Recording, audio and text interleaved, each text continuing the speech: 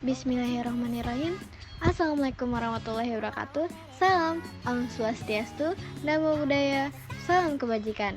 Halo, perkenalkan nama aku Sarah Mahmuda, NPM 22160 11086. Di sini aku ingin menjelaskan tentang kebudayaan atau kultur. Baiklah, diawali dengan pengertian kebudayaan. Kebudayaan adalah hasil karya, rasa, dan cipta masyarakat. Karya menghasilkan teknologi dan kebudayaan kebendaan, rasa menghasilkan nilai-nilai sosial termasuk agama, ideologi, kebatinan, kesenian, dan semua unsur yang merupakan ekspresi jiwa manusia. Sedangkan cipta merupakan kemampuan mental dan berpikir yang menghasilkan filsafat dan ilmu pengetahuan. Dengan demikian, wujudnya ada yang bersifat ideal atau ide gagasan norma dan nilai, kemudian aktivitas atau tindakan atau perilaku, dan karya yang bersifatnya kebendaan. Ada pula pengertian kebudayaan menurut para ahli. Pengertian kebudayaan yang pertama menurut Edward Bernard Teller.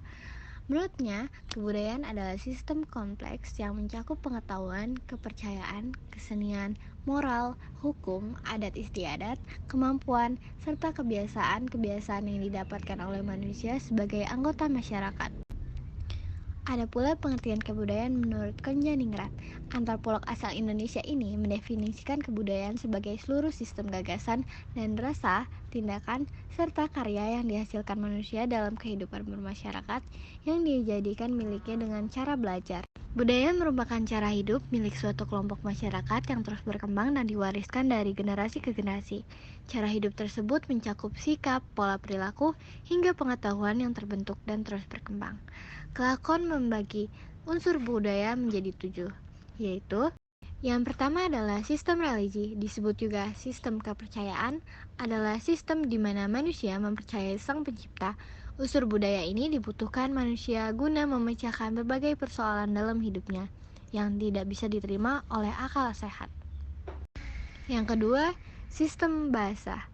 Unsur budaya ini digunakan sebagai wahana untuk menyimpan gagasan baru yang dikembangkan dalam akal manusia.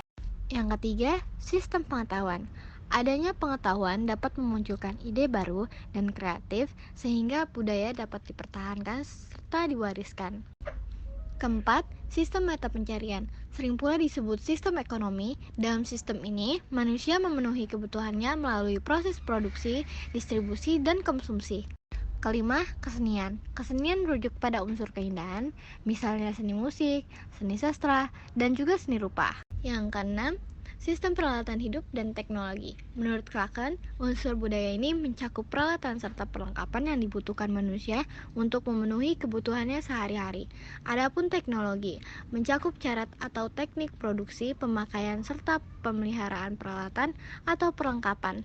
Sementara peralatan hidup lebih pada alat yang digunakan manusia, contohnya pakaian, perhiasan, makanan, minuman, rumah, dan alat transportasi.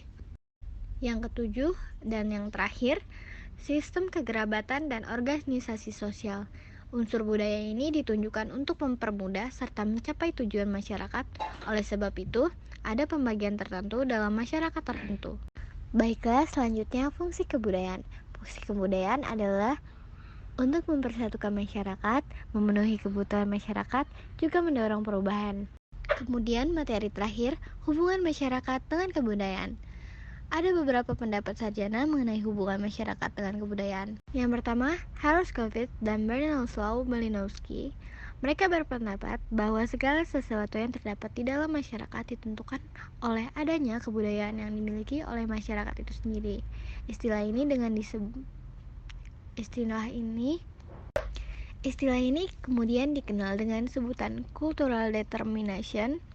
Yang kedua, pendapat Herskovits sendiri bahwa kebudayaan itu adalah bersifat superorganik, artinya turun-temurun dari satu generasi ke generasi selanjutnya. Yang ketiga dan yang terakhir, Sel Sumarjan berpendapat bahwa masyarakat adalah orang-orang yang hidup bersama dan menghasilkan kebudayaan. Baiklah, sekian dari penjelasan saya.